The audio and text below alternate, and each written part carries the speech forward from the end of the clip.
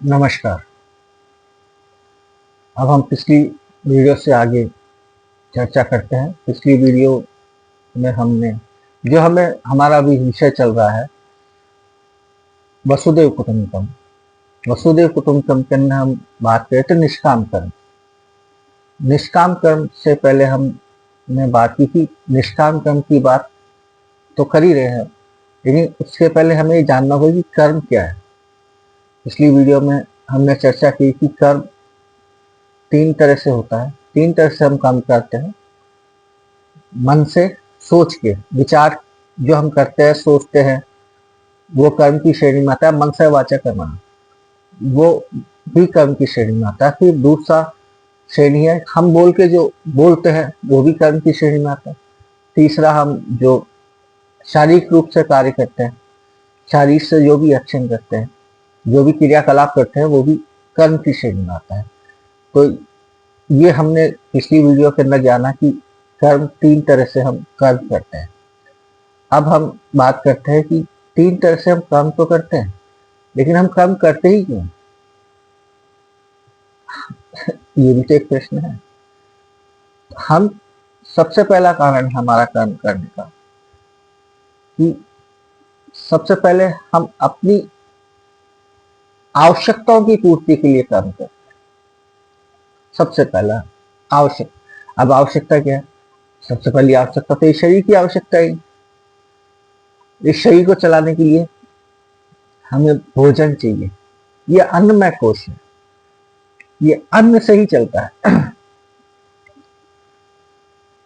जैसे हमारे सनातन धर्म के अंदर 5 तरह के कोशों का वर्णन मिलता है, तो इसमें से क्षमा चाहूंगा, उसमें से पहला कोश है अन्नमय कोश, यानी ये शरीर। इस शरीर का विकास जब हम पैदा होते हैं, हम छोटे से होते हैं, फिर इस शरीर का विकास करके आज हम जब शरीर का विकास होता है, उस शरीर के विकास के पीछे उसको ऊर्जा कहाँ से मिलती है? शरीर को वो अन्न से मिलती है। तो इसलिए हम इसे अन्नमय कोश कहते हैं। इसकी आवश्यकता क्या है? अन्न, भोजन। अब भोजन की प्राप्ति के लिए कर्म तो करना ही पड़ेगा।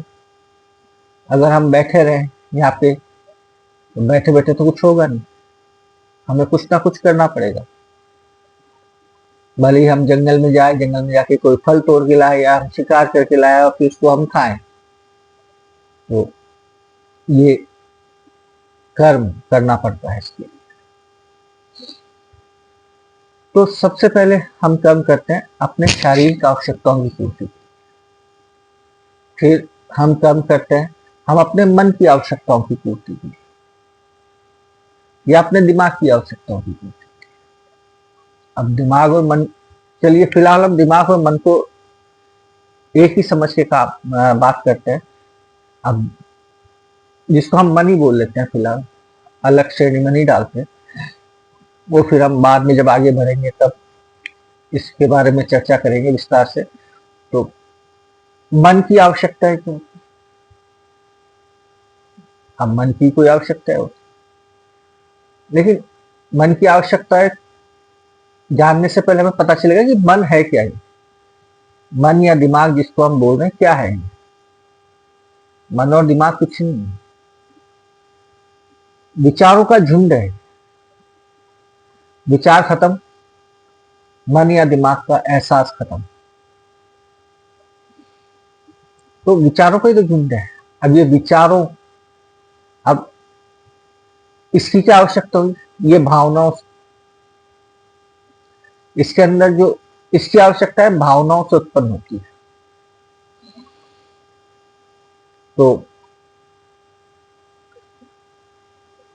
कर्म, हम कर्म करते हैं अपने मन की, अपने शरीर की आवश्यकताओं की पूर्ति है। अब शरीर और मन की आवश्यकताएं क्या है?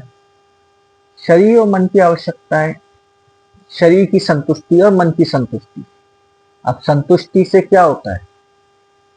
संतुष्टि के, अगर कोई चीज संतुष्टि, हमें कैसे कैसे पता चलेगा कि ये हमें संतुष्टि मिली? एक आनंद का भाव पैदा होता है, एक पूर्णता का भाव पैदा होता है, एक प्राप्ति का भाव पैदा होता है। वो हमें आनंद देता है, प्लेजर देता है।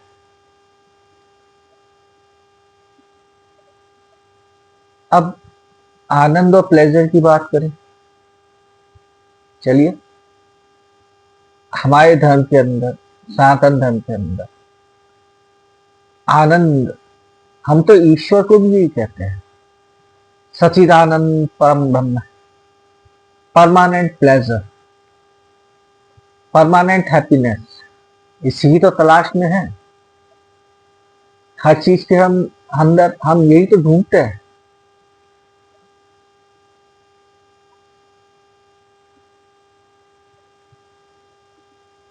आनंद, हर चीज के अंदर हम सिर्फ आनंद ढूंढते हैं, प्लेजर ढूंढते हैं, हैप्पीनेस ढूंढते हैं। बिल्कुल। और हम सनातन धर्म के अंदर हमारा अल्टीमेट गोल क्या है? मोक्ष। अब मोक्ष क्या है? मोक्ष है उस परम ब्रह्म के अंदर लीन होना, एकीकार होना, आत्मा का परमात्मा, आत्मा का परमात्मा के अंदर से एकीकार होना। अब परमात्मा क्या है? सच चित आनंद, परमानेंट प्लेजरनेस, परमानेंट ब्लिस, हमेशा आनंद में रहना। अब आनंद में रहने का अर्थ, हम मोक्ष चाहते हैं, इस जीवन चक्र से मुक्ति चाहते हैं। क्यों चाहते हैं? क्योंकि इस जीवन चक्र के अंदर हमें दुखों का सामना करना पड़ता है, संघर्ष का सामना करना पड़ता है। हम उस दुखों से, उस संघर्ष से मुक्ति चाहते हैं।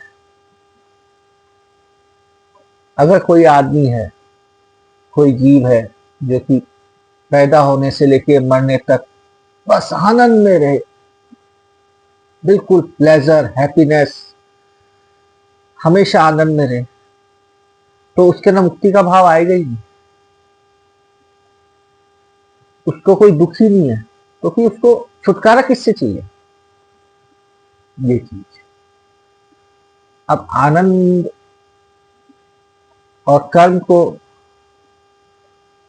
हमने चार उसमें विभक्त किया है, काम, अर्थ, धर्म, मोक्ष। ये हमारे यहाँ चार पुरुषार्थ कहे गए हैं।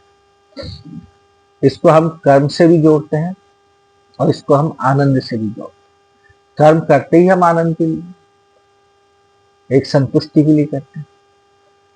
तो काम, अर्थ, धर्म, मोक्ष। काम क्या है?